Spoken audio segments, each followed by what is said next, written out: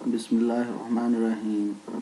Dear students, आज हम start करेंगे 15 लेक्चर ऑर्गेनिक केमिस्ट्री 2 कैंपर 3 reduction of alkynes to alkene and alkene. अच्छा जी, reduction of alkynes to an alkane, this is carried out by using platinum and Raney nickel catalyst. अगर हम catalyst इस्तेमाल करें प्लाटिनम मेटल एंड रने निकल, तो जो अल्काइंस हैं वो कम्प्लीटली हाइड्रोजनेशन के अमल से गुजर के अल्केन्स में तब्दील हो जाएंगे। रने निकल कैसे तैयार कर सकते हैं, किस तरह तैयार करते हैं और रने निकल फॉर्मेशन है क्या? Raney nickel formation, it is obtained by dissolving nickel aluminium alloy in caustic soda which dissolved aluminium leaving nickel as a fine suspension। यानी रने निकल हम ऐसे हासिल कर सकते हैं कि निकल एल्यूमिनियम का अलाय लें, भरत लें, अलाय लेके इसको कास्टिक सोडा में हल कर लें।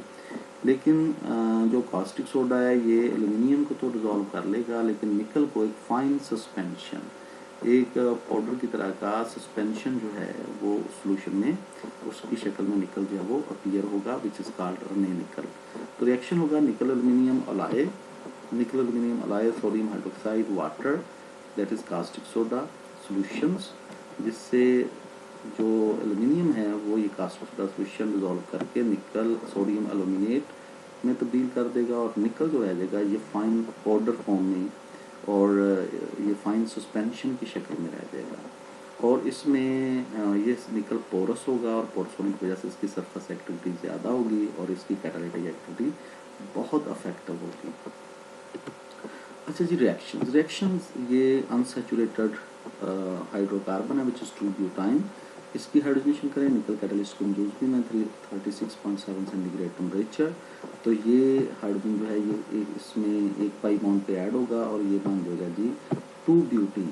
अब 2-ब्यूटीन जो है ये हाइड्रोजनेशन मज़ीद कैरी ऑन रहेगा और मज़ीद हाइड्रोजन इस पाई बॉन्ड पे ऐड होगा, जो एक पाई बॉन्ड रह गया है तो हाइड्रोजनेशन होगी। और निकल कैटलिस्ट की मौजूदगी में टेम्परेचर अगर थोड़ा सा 36 से कम कर दें 28.3, तब भी ये हाइड्रोजनेशन जो है ये मुकम्मल होगी और ये पाई बॉन्ड जो है ये भी ब्रेक कर जाएगा और उसमें हाइड्रोजन ऐड होने के बाद ये तब्दील हो जाएगा सिंपल ब्यूटेन में। और इसमें यानी अल्काइन जो है ये कम्प्लीटली हाइड्रोजनेट होके निकल कैटलिस्ट की मौजूदगी में दोनों पाई बॉन्ड्स में हाइड्रोजन एडिशन होगी, हाइड्रोजनेशन होगी और ये अल्काइन से अल्केन में तब्दील हो जाएंगे। अच्छा जी, ऐसा ही ये रिएक्शन है, इसमें ये हमारे पास एक कंपाउंड है 7-फिनाइल 1-ऑक्टाइन।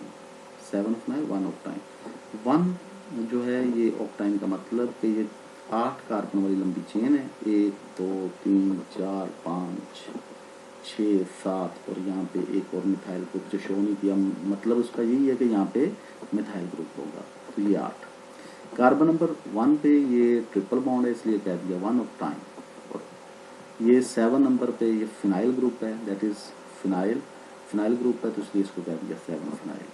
तो ये अनसैचुरेटेड ट्रिपली बॉन्डेड कार्बन हैं 7-फिनाइल 1-ऑक्टाइन। हाइड्रोजनेशन करवाएंगे प्लैटिनम कैटलिस्ट, फर्स्ट स्टेप में एक पाई बॉन्ड पे एडिशन होगी और ये अल्काइन से अल्कीन में तब्दील हो जाएगा, यानी 7-फिनाइल 1-ऑक्टेन। अब अभी इसमें यहाँ पे एक कार्बन कार्बन डबल बॉन्ड है, एक पाई बॉन्ड है, मजीद हाइड्रोजनेशन होगी प्लैटिनम कैटलिस्ट की ही मौजूदगी में, तो ये पाई बॉन्ड जो है ये भी इस पर भी एडिशन होगी और ये सिंगल सैचुरेटेड फॉर्म में तब्दील हो जाएगा।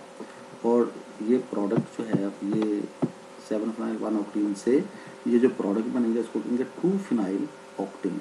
अब 2-फिनाइल ऑक्टेन कैसे है, अब नंबरिंग इस तरफ से करेंगे क्योंकि एक ही ग्रुप रह गया है और उसी को प्रेफर करेंगे।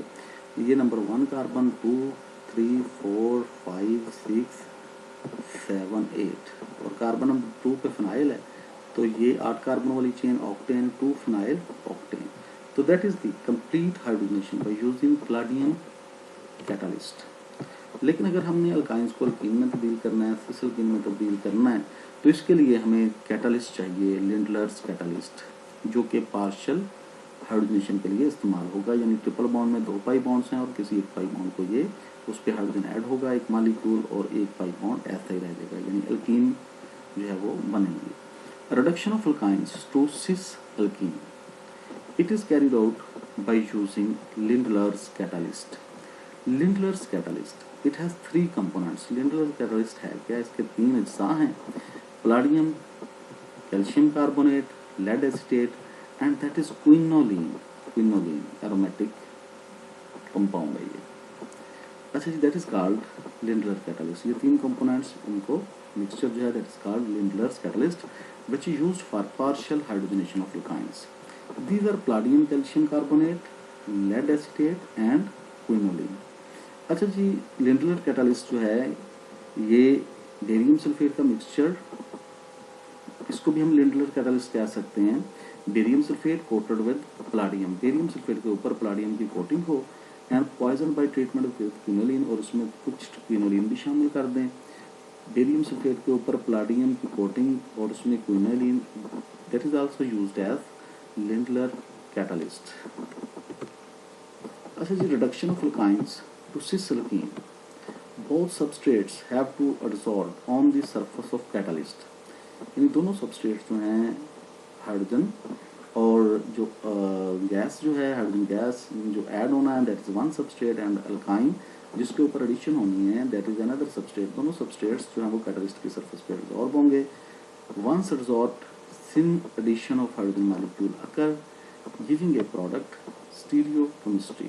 Syn stereochemistry यानी दोनों हाइड्रोजन एटम उस प्रोडक्ट के एक ही तरफ होंगे, स्पेस में वो एक ही तरफ होंगे, सिस फॉर्म में होंगे, तो दैट इज सिन स्टीरियोकेमिस्ट्री जो है वो सिन एडिशन इसको कहेंगे.